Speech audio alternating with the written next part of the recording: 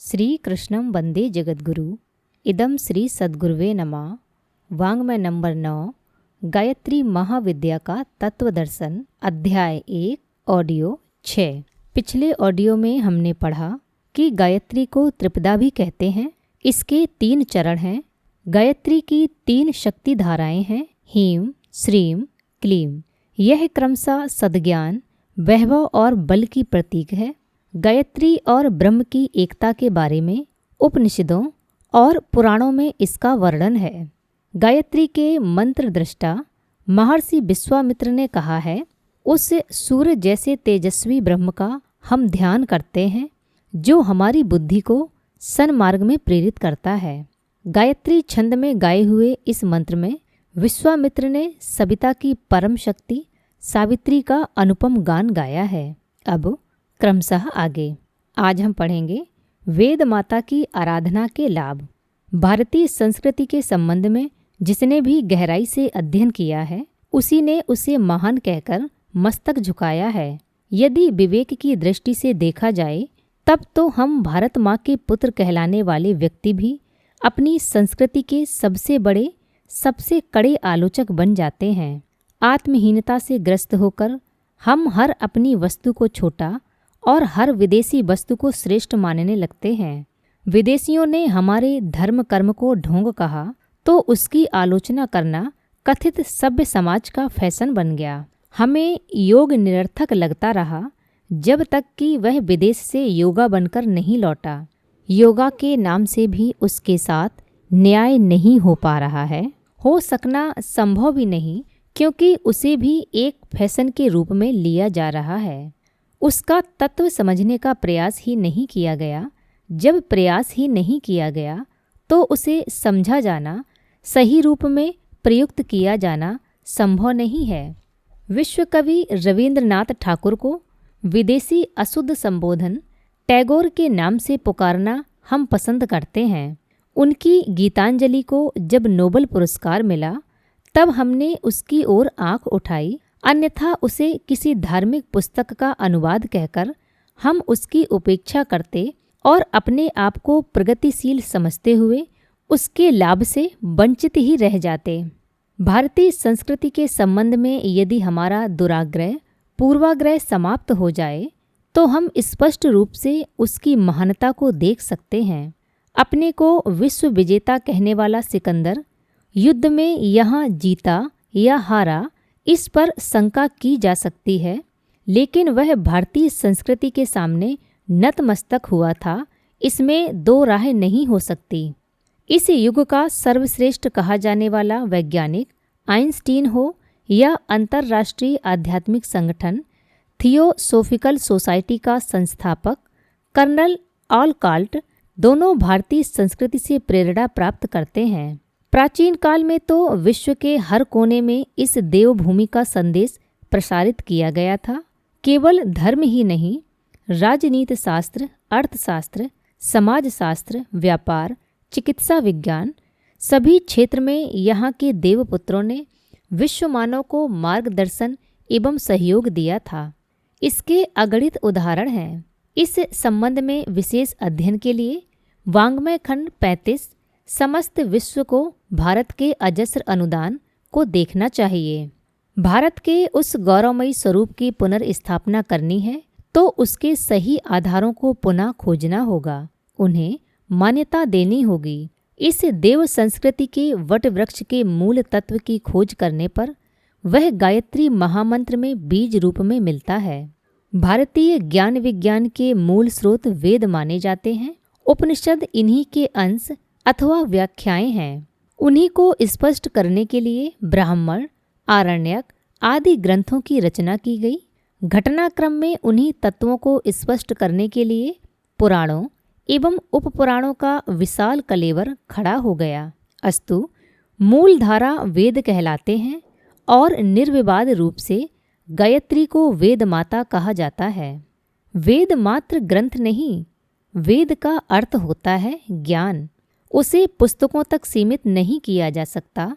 अस्तु, गायत्री को ज्ञान की माता कहा जाना अधिक उपयुक्त है। पौराणिक उपाख्यान भी इसकी पुष्टि करते हैं। उल्लेख है कि सृष्टि के पूर्व ब्रह्मा को आकाशवाणी से गायत्री मंत्र प्राप्त हुआ।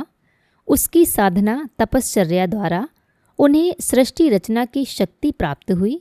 स्पष्ट है कि सृष्टि रचना का ज्ञान वेद उन्हें इसी आदि शक्ति से प्राप्त हुआ। छोटे से गायत्री मंत्र में ज्ञान विज्ञान की अगणित धाराएं कैसे समाई हुई हैं, यह प्रश्न अब कठिन नहीं है। विज्ञान ने हमारी दृष्टि काफ़ी विकसित कर दी है। हम जानते हैं कि छोटे से छोटे बीज के अंदर विशाल वृक्ष के गुण धर्म से लेकर आकार प्रकार तक सभी समाये होते हैं। उनका क्रमशः विस्तार अनुकूल परिस्थितियों में होता रहता है।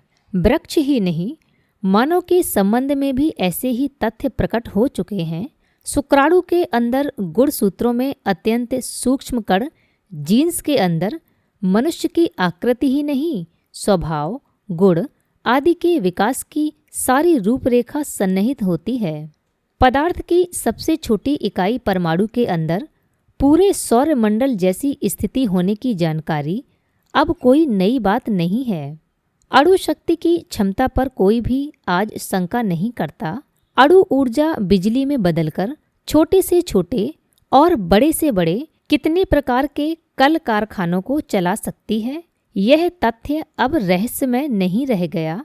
अस्तु गायत्री मंत्र के अंदर दर्शन, संस्कृति, ज्ञान विज्ञान की अनंत धाराएं विकसित करने की क्षमता पर भी विश्वास किया जाना असंगत नहीं है। यह तथ्य अन्य प्रकार से भी समझा जा सकता है। संस्कृत को संसार की भाषाओं में सबसे सुव्यवस्थित भाषा कहा जाता है। उसका व्याकरण भाषा विज्ञान की दृष्टि से बेजोड़ है। वह सारा व्याकरण मात्र सूत्रों आ, ई, उ, ड़ा, र, ल, क आदि के विस्तार से बना है। आज भी विज्ञान जगत में कठिन सिद्धांतों की बड़ी बड़ी व्याख्याओं को छोटे छोटे सूत्रों अर्थात फार्मूलों के रूप में याद रखने की परिपाटी प्रचलित है। अस्तु भारतीय तत्ववेत्ता ऋषियों ने संस्कृत के महत्वपूर्ण सूत्रों को बीज रूप में एक गायत्री मंत्र के अंदर समाविष्ट कर दिया तो कोई आश्चर्य की बात नहीं है। वेद माता गायत्री का सम्मान भी भारतीय संस्कृति में माँ के अनुरूप ही किया गया है। पुत्र कितना भी समर्थ हो जाए, अपनी निर्मात्री माँ को भूल नहीं सकता। शिवाजी छत्रपति हो गए तो भी जीजाबाई के आगे बालक भाव से ही रहे। संत विनोबा अपनी माँ की चर्चा करते हुए पुलकित हो उठते थे और उनके नेत्र कंठ भर आते थे। सीता पुत्र लवकुश हों या शकुंतला पुत्र भरत, माँ के गौरव को उन्होंने सर्वोपरि रखा है। कुंती के प्रति पांडव हमेशा कृतज्ञ बने रहे।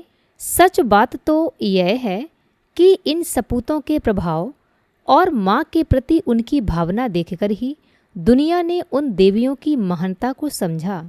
आदिशक्ति गायत्री के संबंध में भी यह बात लागू होती है। भारतीय संस्कृति की हर धारा में उसको सर्वोपरि सम्मान दिया गया है। किसी भी उपासना के पूर्व संध्या वंदन का क्रम अनिवार्य बतलाया गया है और संध्या वंदन का सारा ढांचा गायत्री मंत्र पर खड़ा हुआ है। ऋषियों से लेकर अवतारों तक ने माँ को मान्यता दी है। भगवान श्री राम हों या उनके गुरु वशिष्ठ और विश्वामित्र, सभी गायत्री के अनन्य उपासक रहे हैं। गायत्री विद्या के विशेषज्ञ के रूप में विश्वामित्र ऋषि को मान्यता प्राप्त है। राम लक्ष्मण को बला, अतिबला सिद्धियाँ उन्होंने इसी महान साधना के आधार पर प्राप्त कराई थीं। भगवान श्री कृष्ण से संदीपनी ऋषि ने गायत्री साधना ही कराई थी। कालांतर में भ्रांतियाँ फैली तो गायत्री साधना कौन करे कौन ना करे, इसका झगड़ा तो खड़ा हुआ, किंतु वेद माता की शान के खिलाफ किसी प्रकार की कोई बात नहीं की गई। अनेक मंत्रों का प्रचलन हुआ, किंतु अनादि गुरु मंत्र के रूप में गायत्री की प्रतिष्ठा बराबर बनी रही। किसी भी साधना में, यहाँ तक कि तांत्रिक साधना में भी सफलता के लिए गायत्री का संपुट लगाना अनिवार्य माना जाता रहा है। वेद माता को मान्यता देने के प्रमाण अनेक महत्वपूर्ण ग्रंथों में मिलते हैं।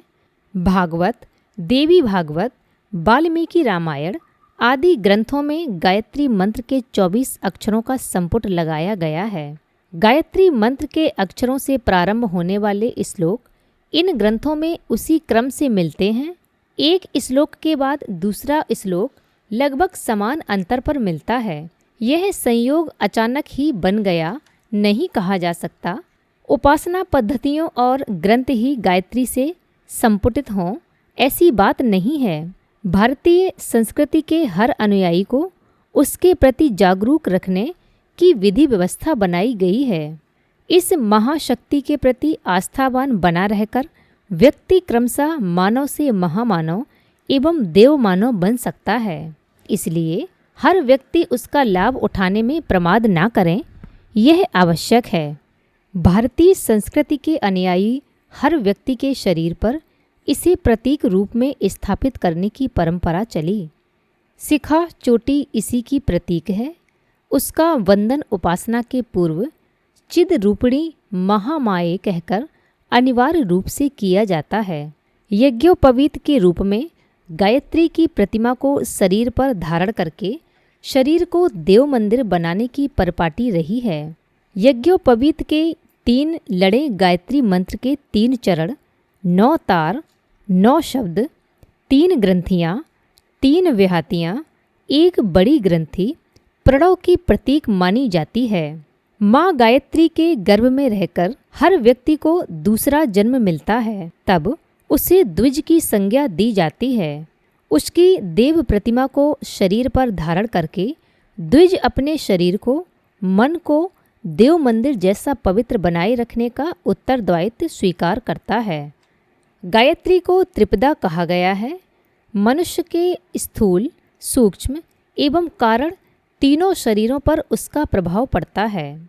3 काल, भूत, भविष्य, वर्तमान, 3 गुण, सत, रज, तम, 3 आयाम, लंबाई, चौड़ाई, ऊंचाई, 3 लोक आदि सभी को प्रभावित करने की क्षमता त्रिपदा गायत्री में है।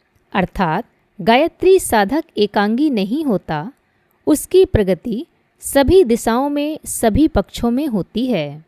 लौकिक सफलताओं से लेकर पारलौकिक विभूतियाँ तक प्राप्त करने की क्षमता गायत्री साधक में विकसित होती है। आदर्श माता अपने बच्चों का एकांगी विकास पसंद नहीं करती। वह ना तो संसार में उसे भटकने देना चाहती है और ना संसार को मिथ्या कहकर उसे पलायनवादी बनाना चाहती है। कुंती ने पांडवों को पराक्रमी भी बनाया, संतोषी भी और चरित्रनिष्ठ भी।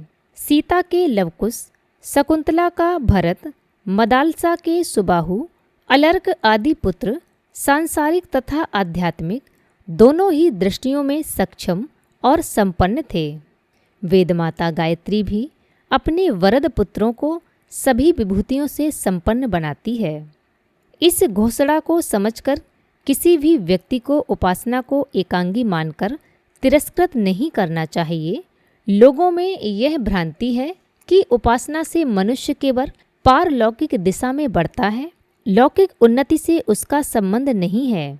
संसार को छोड़कर ही उपासना की दिशा में बढ़ा जा सकता है, यह मान्यता गलत है। संसार से विरक्ति की बात इसलिए कही जाती रही है कि उसमें उचित से अधिक उलझकर व्यक्ति अपने अन्य विकास के मार्गों की अपेक्षा करने लगता है। माँ गायत्री अपने साधकों को आश्वस्त भी करती है और दिशा भी देती है। मनुष्य के लिए आवश्यक हर विभूति उसकी कृपा से प्राप्त की जा सकती है। शरीर छूटने पर ब्रह्मलोक की प्राप्ति की बात के साथ साथ उसके पूर्व आयु, प्राण से लेकर ब्रह्म वर्चस्व तक प्राप्त करने के औचित्य का प्रतिपादन इस मंत्र में है। शरीर रहते ब्रह्म वर्चस्व एवं शरीर छूटने पर ब्रह्मलोक की प्राप्ति, ये पूरी तरह आध्यात्मिक उपलब्धियां हैं। माँ गायत्री का पायपान करके मनुष्य में जो क्षमताएं उत्पन्न होती हैं, उनके द्वारा और माँ के सीधे अनुदान के रूप में आयु, प्राण, पशु, कीर्ति और धन वैभव, ये 5 लौकिक लाभ प्राप्त होते हैं।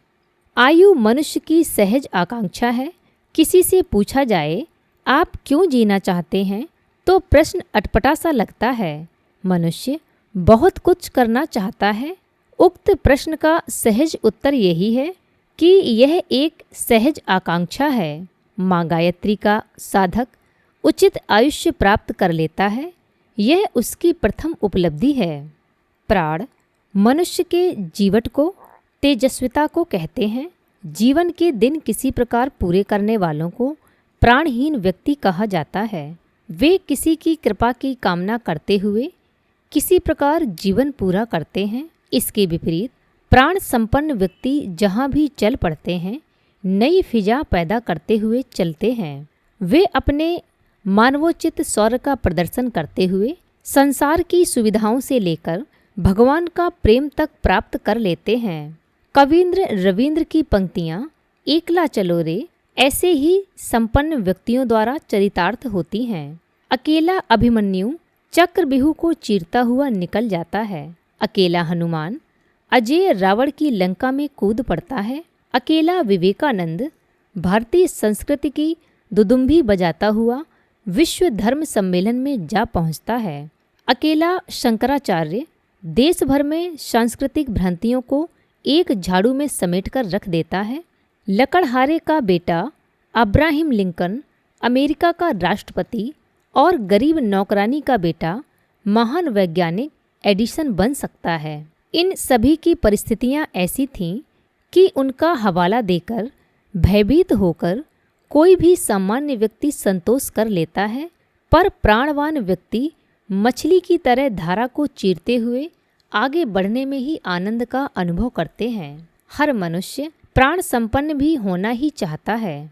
मनुष्य की एक और आकांक्षा है कि वह अकेला नहीं रहना चाहता, वह अपनों के बीच रहना चाहता है। अपने समर्थकों और आश्रितों को संभालते हुए उनके बीच रहना मनुष्य को रुचिकर है। यह भी एक सहज आकांक्षा है। अपने समर्थक एवं आश्रित वर्ग को प्रजाम पशु की संज्ञा दी जाती है। माँ की कृपा से यह विभूति भी साधक प्राप्त करता है। सांसारिक जीवन में यश की भी उपयोगिता है, उसका औचित्य भी है। लोकेशना की तो निंदा की गई है, किंतु यश होना ना तो बुरा है और ना अनुचित। श्रेष्ठ व्यक्तियों की कीर्ति फैलती है तो उनकी विशेषताओं का लाभ उठाने तथा उनसे प्रेरणा प्राप्त करने का अवसर भी अगणित व्यक्तियों को प्राप्त होता है।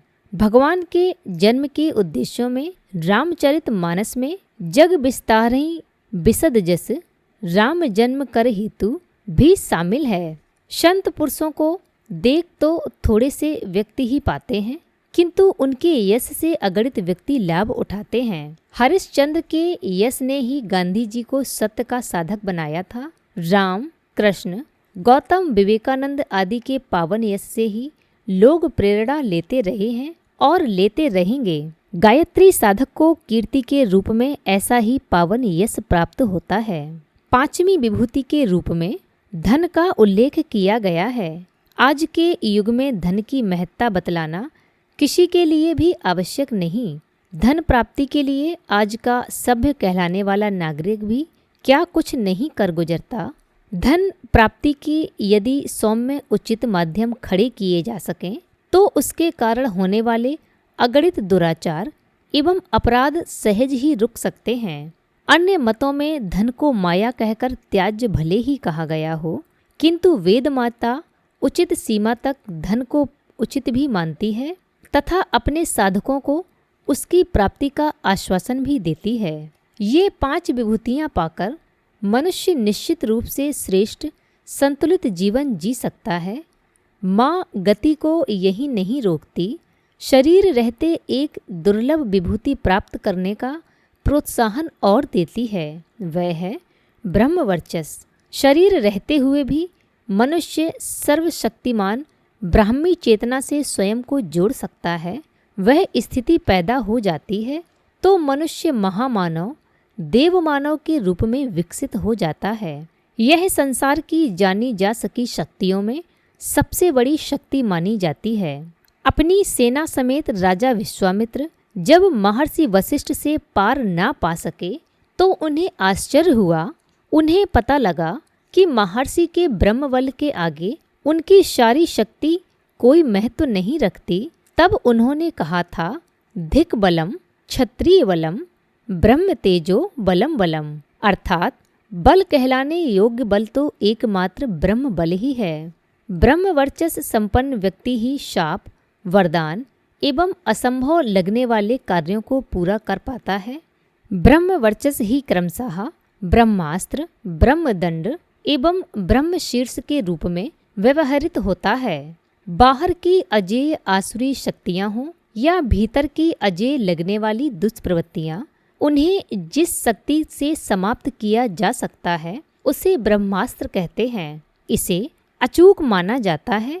ब्रह्मास्त्र के अमोघ होने के प्रमाण शास्त्रों में उपलब्ध हैं। ब्रह्मदंड शाप के रूप में प्रकट होता है। अपनी शक्तियों को लौकिक दृष्टि से अतुलनीय मान लेने पर जो व्यक्ति उद्दंड उच्च श्रृंखल हो उठते हैं, उन्हें दंडित करने के लिए ब्रह्मदंड के रूप में शाप आदि का प्रयोग होता है। उससे बचना असंभव हो जाता है। पुराणों में इसकी ढेरों कथाएं मिलती हैं। जिस प्रकार अनीति करने वालों को ब्रह्मदंड द्वारा दंडित किया जाता है, उसी प्रकार सत्पुरुषों को पुरस्कृत भी किया जाता है। उसके लिए प्रयुक्त शक्ति को ब्रह्म शीर्ष कहते हैं। वरदान इसी शक्ति के आधार पर पूरे होते हैं। जिनकी श्रेष्ठ कार्यों, श्रेष्ठ प्रवृत्तियों के प्रति अन्यन्य निष्ठा है, यदि उन्हें सांसारिक माध्यमों से सहयोग, समर्थक, पारितोषिक नहीं मिल पाता तो वरदान द्वारा उन्हें वह उपलब्ध हो जाता है। वरदानों की श्रृंखला अपने शास्त्रों में शापों से कम लंबी नहीं है। ये सब ब्रह्म वर्चस्व के ही विभिन्न रूप हैं। माँ गायत्री अपने पुत्रों को शरीर रहते अनेक लौकिक विभूतियों के साथ साथ यह दिव्य विभूति भी प्राप्त कराना चाहती है। वेद के इस कथन का प्रमाण जानने की इच्छा किसी के अंदर सहज ही उठ सकती है, वह बुरी भी नहीं। हमारे यहाँ सोच समझकर ही किसी मार्ग पर कदम बढ़ाना उचित माना जाता है। यह बात ठीक है कि श्रद्धा में तर्क नहीं चलता, किंतु श्रद्धा के द्वार तक मनुष्य की बुद्धि को पहुँचाने में तर्क और तथ्य बहुत उपयोगी सिद्ध होते हैं। रामायण की उक्ति है, जाने बिनु ना होय परतीति, बिनु परतीति होय किम प्रीति, प्रीति बिना नहीं भक्ति दृढ़ाई, जिम खगेश जल की चिकनाई। अस्तु भक्ति तक, श्रद्धा तत्व तक पहुँचने के लिए ठीक ठीक जानकारी भी होना आवश्यक है। वेद माता की आराधना से किसने क्या पाया, इसके सुनिश्चित प्रमाण शास्त्रों में भरे पड़े हैं। हम थोड़े से प्रमाणों पर विचार करते हैं। पौराणिक काल के महर्षि वशिष्ठ और महर्षि विश्वामित्र गायत्री विद्या के निर्विवाद विशेषज्ञ माने जाते रहे हैं। ऐतिहासिक युग में आर्य समाज के संस्थापक ऋषि दयानंद ने सनातन पद्धति के अनेक पक्षों की आलोचना की, किंतु गायत्री उपासना को सर्वोपरि मानकर चले। पौराणिक और ऐतिहासिक युग की घटनाएं पुरानी हैं। पता नहीं किन परिस्थितियों में क्या हुआ, इस पर कभी कभी शंका होने लगती है। तब तो एक दो उदाहरण वर्तमान काल के भी लिए जा सकते हैं। एक महात्मा आनंद स्वामी सन्यासी के रूप में रहे, पर सनातनी और आर्य समाजी दोनों के रूप में भारत के ही नहीं विश्व स्तर के माने हुए संत मात्र गायत्री उपासना के आधार पर ही बढ़े। बचपन में वे महामूर्ख समझे जाते थे, जानवर चराने में भी भूलें होती और मार तथा अपमान सहना पड़ता। जीवन से तंग आकर आत्महत्या करने पर उतारू हो गए। तब एक संत ने गायत्री माँ का आंचल पकड़ने का मार्ग बताया। उन्होंने प्रातः 3 बजे उठकर साधना का क्रम प्रारंभ किया। नींद आती थी तो चोटी में रस्सी बांधकर छत पर बांध देते थे। सिर नीचा होते ही झटका लगता था। माँ की कृपा हुई और हर दृष्टि से आदर्श गृहस्थ भी बने और आदर्श महात्मा भी। एक प्रमाण इस महाअभियान के प्रवर्तक का है। आगरा जिले के एक छोटे से गांव में जन्म हुआ। 15 वर्ष की आयु में ही हमें कई जन्मों के मार्गदर्शक ने उपासना कक्ष में सूक्ष्म रूप से प्रकट होकर कुछ महत्वपूर्ण कार्य करने का आदेश दिया। उसकी तैयारी के लिए, शक्ति अर्जित करने के लिए गायत्री मंत्र के 24-24 लाख के 24 पुरुषचरण करने के लिए कहा। हमने निष्ठापूर्वक केवल जौ की रोटी और छाछ लेकर यह पुरुषचरण की लंबी श्रृंखला पूर्ण की। उसी शक्ति के अद्भुत कार्य संपन्न करने का सिलसिला जो चालू हुआ, तो अब तक नित्य नए स्वरूप सामने आते चले आते हैं। हम इन सब प्रमाणों को वेद भगवान की घोषणा की प्रामाणिकता की दृष्टि से देख रहे हैं। जिन विभूतियों के मिलने की चर्चा उक्त ऋचा में की गई है, उन्हें एक एक करके हम देखते हैं। आज के लिए इतना ही। इसके आगे का अगले ऑडियो में। सभी को प्रणाम। 21वीं सदी उज्जवल भविष्य। भारत माता की जय। वंदे मातरम। प्रणाम सभी को। वाङ्मय अर्थात साहित्य, शब्द, भावना और विचार का संग्रह योग ऋषि पंडित श्रीराम शर्मा आचार्य जी की इस धरोहर को ऑडियो रूप से सुनने के लिए चैनल को लाइक करें, सब्सक्राइब करें और नोटिफिकेशन ऑन करें। आइए गुरुदेव की वाणी जन जन तक पहुंचाएं। सभी को आभार।